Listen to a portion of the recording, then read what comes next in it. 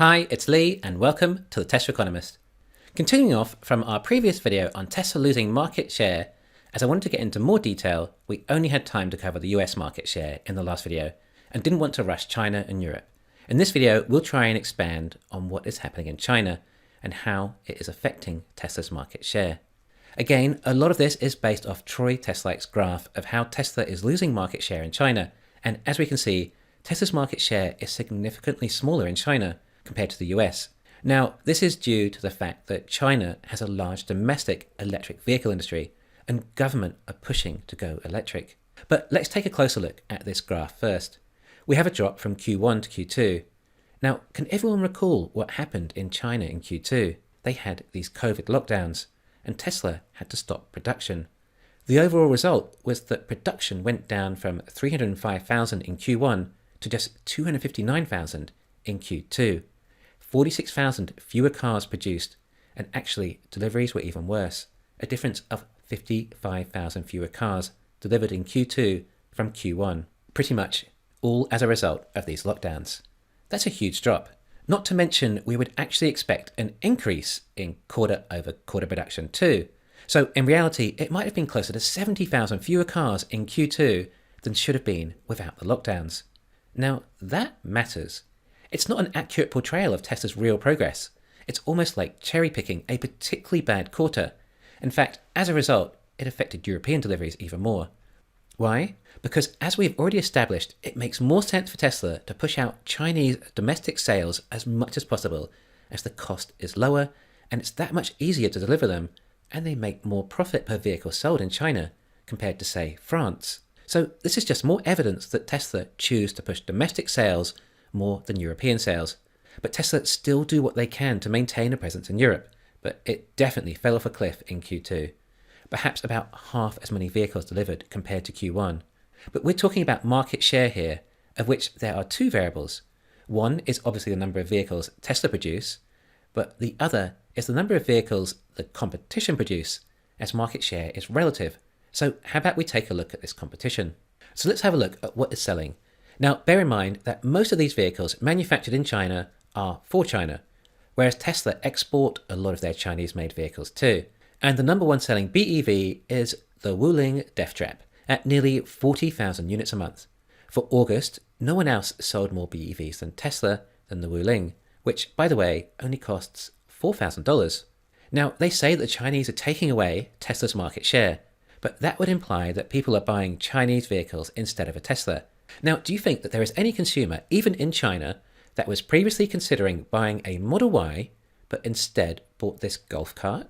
No, of course not. You see, the BEV market is expanding, and say if it expands by 50%, but at the time Tesla only grew 25%, then Tesla's market share would reduce. It would mean that although Tesla has actually grown by 25%, their market share has reduced from 20% to 17%. The Tesla Model Y costs 10 times as much as a Wuling, but it still gets placed under the same market as a Tesla. The Wuling is not even replacing ICE cars, but more like ICE scooters. And there are other similar vehicles, like the Cherry QQ ice cream. There is a demand in China for these micro EVs with minimal range, performance and safety. They are able to cut costs a lot, not having to meet safety standards of developed nations. But okay, perhaps we're not addressing the elephant in the room here though. BYD. Now sure, these vehicles are consolidated with BEV and PHEV, but even when we remove the PHEVs, then there is no denying it that BYD have made a massive jump in production, although they still haven't beaten Tesla's Model Y for sales. Their best-selling vehicle is the BYD Song with a price around 180,000 yuan, compared to a Tesla Model Y at 320,000 yuan. It's a big difference in price. The thing is, car consumers don't just care about price, or else we wouldn't have brands like Mercedes or Porsche. Tesla is obviously a vastly superior vehicle to anything BYD can make, hence why Tesla can price their vehicles so much higher and people still pay. The thing is though, the vast majority of people cannot afford a Tesla compared to a BYD. There's a much larger pool of consumers that can afford 200,000 yuan than 300,000 yuan. But just because BYD can offer a vehicle that also happens to be electric, does that mean that someone is now going to buy a BYD instead of a Tesla? Yes, possibly a few, but most consumers have a budget for a car. They're probably comparing an Audi or BMW instead of a Tesla, not a BYD. They're looking for a quality car, not just a car that happens to be electric. Yes, some consumers do just want electric, but a lot of people also want a nice car.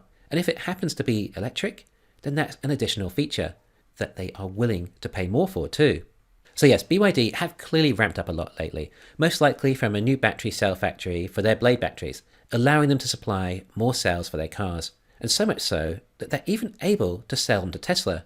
But Tesla have just ramped up their Chinese operations. Do you think that they would do that if they weren't expecting to sell more cars? These line upgrades also meant about 2 to 3 weeks downtime, along with the required ramping up to get back to reasonable production levels.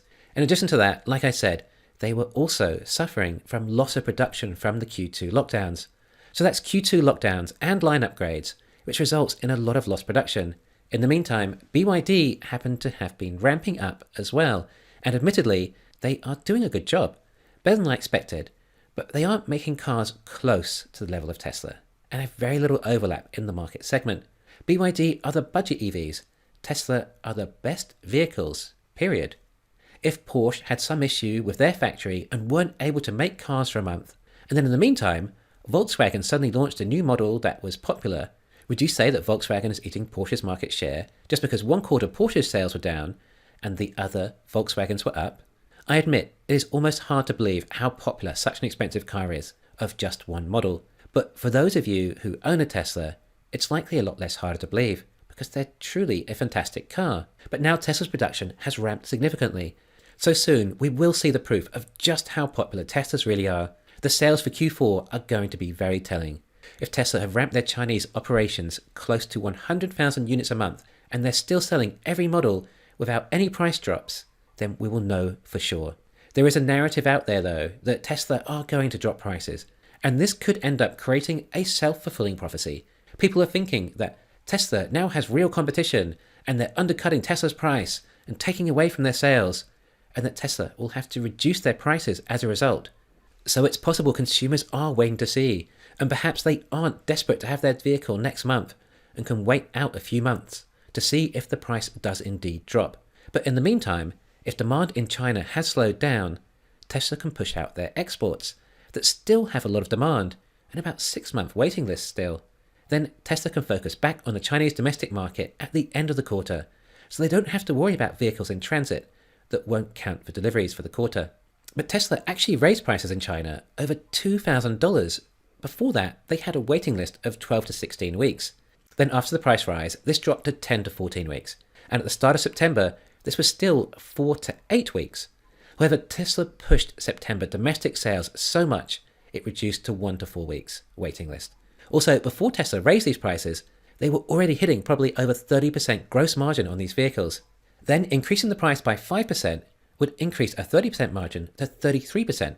On top of that, these latest line upgrades would have also increased Tesla's margin further. So even if Tesla did drop their prices back to the old levels, then they would likely still be hitting 32 to 33% margin anyway. So I don't see what the big deal is. Now, my analysis is focusing on Tesla as a company.